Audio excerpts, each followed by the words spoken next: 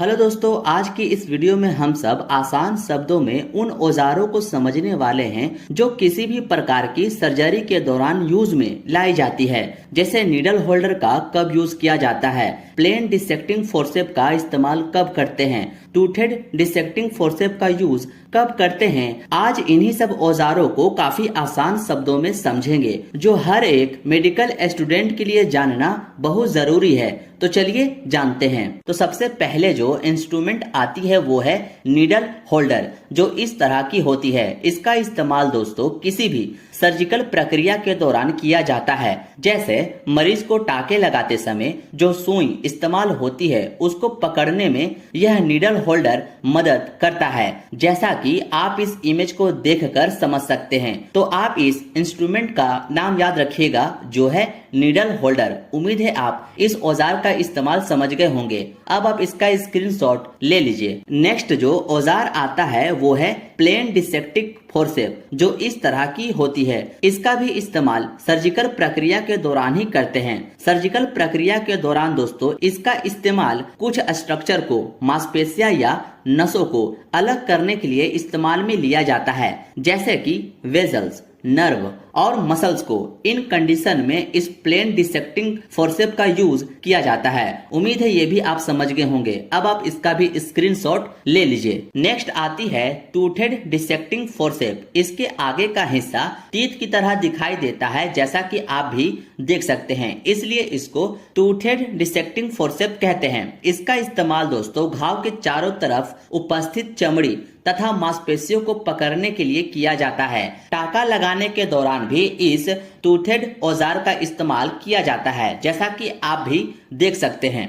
Next आती है चीटल forceps, जो इस तरह की कर्व में होती है और इसका इस्तेमाल स्टेरलाइजर इक्विपमेंट पकड़ने के लिए यूज किया जाता है। मतलब कि सर्जरी के दौरान गोज का पीस इसी से पकड़कर डॉक्टर को दिया जाता है ताकि गोज कॉन्टामिनेटेड ना हो पाए, और इसको हमेशा दोस्तों मिथाइलेटेड स्पिरिट में रखा जाता है। इस चीज का आप ध्यान में रखिएगा। अब नेक्स्ट आती है स्ट्रेट आर्टरी फोर्सेप। इसको किसी भी प्रकार की सर्जरी प्रक्रिया के दौरान इस्तेमाल किया जाता है। इसकी सहायता से रक्त बहाव को रोका जाता है। और हाँ दोस्तों, ये सब जितने भी औजार हैं ये सब का यूज और भी अच्छे से आप तब समझ पाइएगा जब आप ओटी वगैरह में या कोई सर्जिकल ऑपरेशन में आप खुद इन्वॉल्व हो उस काम को करने में, तभी जाकर इन सारी औजारों का इस्तेमाल आप बखूबी तरीके से समझ पाइएगा। इसलिए जब भी मौका मिले आप ओटी में जरूर काम करें। नेक्स्ट आती है कर्वेड आर्टरी फोर्सेप। यह इस तरह की आगे से हल्की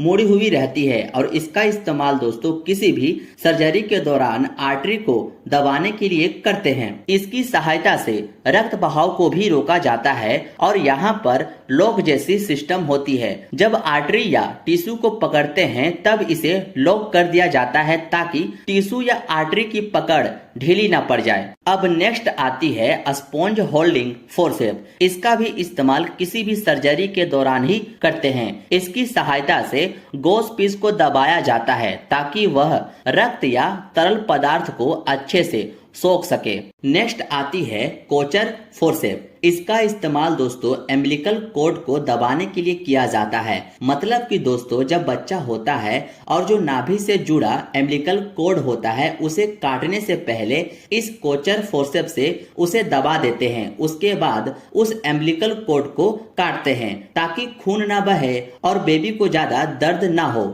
इसमें इस तरह की टूथ बनी रहती है ताकि अच्छे से आपस में लॉक हो जाए, ताकि इसकी पकड़ मजबूत बनी रहे और ब्लड ना आए। नेक्स्ट आती है वोल्सेलम फोर्सेप। इसका इस्तेमाल दोस्तों किसी भी प्रकार के वेजाइना ऑपरेशन में यूज किया जाता है। यह इस तरह की होती है और आगे दांत की तरह स्ट्रक्चर बनी होती है ताकि वेजाइना के अंदर के टिश्यू को अच्छे से पकड़ा जा सके, जैसा कि आप इस इमेज को देखकर समझ सकते हैं। नेक्स्ट आती है बेबकॉप टिश्यू फोर्सेप। इसका इस्तेमाल दोस्तों किसी भी प्रकार की लेजर प्रक्रिया के दौरान इसका इस्तेमाल किया जाता है और खासकर इसका इस्तेमाल दोस्तों लेप्रोटोमी प्रक्रिया में यूज किया जाता है। लेप्रोटोमी एक सर्जिकल प्रक्रिया होती है दोस्तों जिसमें पेट की कैविटी में कट लगाकर किसी भी तरह की प्रॉब्लम को ठीक की जाती है। उसी में इस बेबकॉप टिश्यू फोर्सेप का यूज ज्यादातर कर किया जाता है। अब आप इसका भी स्क्रीनशॉट ले लीजिए। नेक्स्ट आती है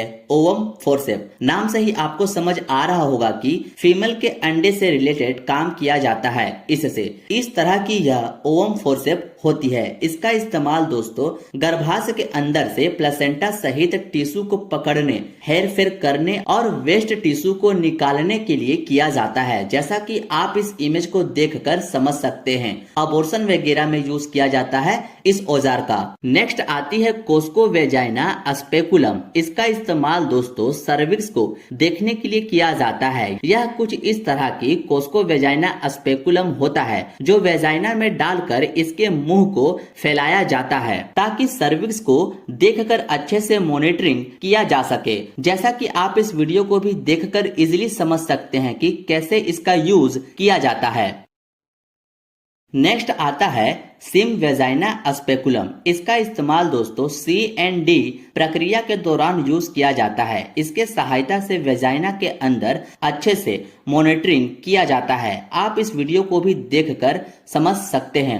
बस दोस्तों आप सभी औजारों का नाम जरूर याद रखिएगा। नेक्स्ट आती है यूटेरिन साउंड, जो इस तरह की यह होती है। इसका इस्तेमाल दोस्तों यूट्रस के अंदर उपस्थित अवशिष्ट पदार्थ का पता करने के लिए यूज किया जाता है, जैसे ट्यूमर। और इसका मेनली यूज दोस्तों सर्वाइकल कैनाल और यूट्रस के लेंथ को पता करने के लिए यूज किया जाता है। नेक्स्ट आती है सर्वाइकल डायलेटर। इसका इस्तेमाल दोस्तों किसी भी गायनेकोलॉजिकल प्रक्रिया से पहले यह जो सर्विक्स होता है इसको बड़ा करने के लिए, इसके मुंह को फैलाने के लिए इस सर्वाइकल डायलेटर का यूज किया जाता है। इस तरह की यह अलग अलग शेप में होती है। नेक्स्ट जो आती है वो है पेल्विमेट्री, जो इस तरह की यह होती है और इसका काम पेल्विस से जुड़ा होता है। It is used for detection of type of pelvis.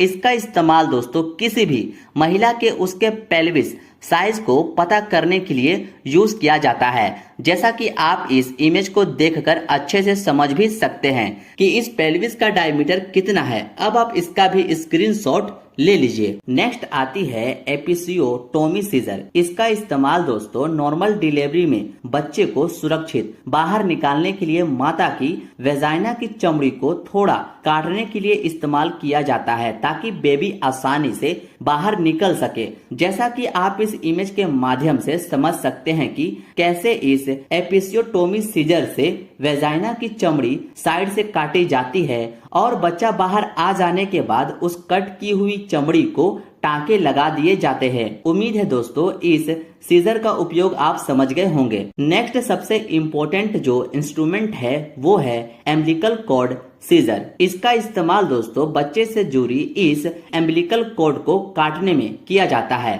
जैसा कि आप इस इमेज में इस एम्बिलिकल कॉर्ड को देख सकते हैं। नेक्स्ट आती है फिटोस्कोप। यह कुछ इस तरह की होती है। इसका इस्तेमाल पेट में पल रहे बेबी का धड़कन सुनने के लिए इस्तेमाल किया जाता है। बेबी के मूवमेंट को सुना जाता है इस फेटोस्कोप से। जैसा कि आप इस इमेज को देखकर समझ सकते हैं इसका इस्तेमाल कैसे किया जाता है। ये थी दोस्तों कुछ कॉमनली यूज में लाई जाने वाली औजारों के नाम और उसके यूजेस। और भी बहुत औजार है दोस्तों जो हॉस्पिटल में यूज की जाती है, जो आने वाले समय में इसका सेकंड पार्ट जरूर आएगा। पर फिलहाल के लिए दोस्तों इन सभी औजारों का नाम आप जरूर याद कर लीजिएगा, जो कि इम्पोर्टेंट है। उम्मीद है ये वीडियो आपको पसंद आई हो। मिलते हैं अब आपसे नेक्स्ट वीडियो में।